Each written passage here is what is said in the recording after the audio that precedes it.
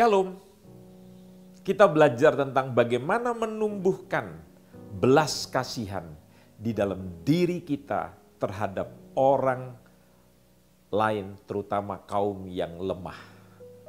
Tahukah saudara, di dalam Injil Matius 9 ayat 36 dikatakan, melihat orang banyak, tergeraklah hati Yesus oleh belas kasihan kepada mereka, karena mereka lelah dan terlantar seperti domba yang tidak bergembala.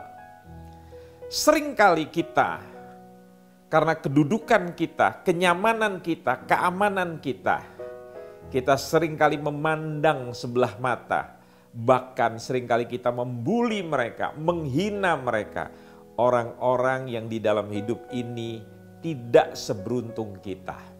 Bahkan dari kecil saya suka memperhatikan teman-teman saya merendahkan, membuli orang-orang yang tidak sederajat, orang-orang yang tidak seberuntung dengan kita. Kita seringkali mengatakan bodoh terhadap diri mereka. Kita seringkali mengatakan kamu miskin. Nah, saudara, Amsal 14:31 berkata, siapa menindas orang yang lemah, menghina penciptanya. Saudara sedang menyinggung sang penciptanya. Siapakah penciptanya kalau bukan Tuhan sendiri? Tetapi siapa menaruh belas kasihan kepada orang miskin, memuliakan dia, menyenangkan Tuhan. Amsal 19 ayat 17, siapa menaruh belas kasihan kepada orang yang lemah, memiutangi Tuhan yang akan membalas perbuatannya itu. Kata memiutangi, ini adalah bahasa finansial. Waktu saudara berbelas kasih kepada orang yang lemah, justru membuat Tuhan berutang secara finansial kepada saudara. Amsal 22 ayat 9, orang yang baik hati akan diberkati karena ia membagi rezekinya dengan si miskin. Tidak ada orang yang menjadi melarat tatkala belajar membagi hidup kepada kaum yang lebih lemah.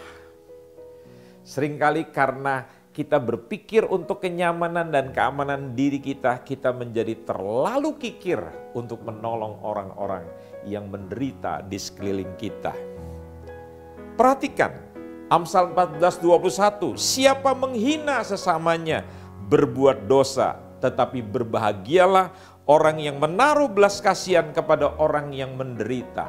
Selalu orang yang menaruh belas kasihan kepada orang yang menderita, saudara akan diberkati Tuhan dengan luar biasa. Nah, dalam Amsal 28 ayat 27 kita akan menemukan sebuah kebenaran. Bagaimana caranya menumbuhkan belas kasihan kepada orang yang menderita, orang yang termarginal, orang-orang yang lemah. Siapa memberi kepada orang miskin tidak akan berkekurangan. Ingat, ini kebenarannya. Tetapi orang yang menutup matanya akan sangat dikutuki. Perhatikan, orang yang menutup matanya akan sangat dikutuki. Kalau kita menutup mata dengan sengaja, kita tidak peduli, kita hanya memikirkan kenyamanan, keamanan diri kita, justru kita akan dikutuki. Tetapi dari kalimat ini saya belajar. Bagaimana caranya menumbuhkan belas kasihan? Ternyata rahasianya ada di dalam ayat 27 bagian B. Langkah pertama untuk membuka hati bagi orang lemah adalah membuka mata kita terhadap mereka. Dan ini akan menumbuhkan benih-benih belas kasihan. Jadi saudara harus belajar membuka mata. Kalau saudara hanya melihat kepentingan diri saudara sendiri dan saudara tidak pernah pergi ke tempat-tempat kumuh, pergi ke tempat orang-orang yang menderita, maka hatimu tidak akan pernah tumbuh belas kasihan. Yang kedua, saya belajar dari Amsal 31 ayat yang ke-20. Ia memberikan tangannya kepada yang tertindas, mengulurkan tangannya kepada orang miskin. Langkah yang kedua untuk menumbuhkan benih-benih itu adalah menyentuh orang-orang yang lemah melalui tindakan pelayanan kasih, melalui pemberian. Makanya Tuhan berkata, Anda harus belajar mengembalikan 1/10. Bukan untuk memperkaya hidup para pendeta.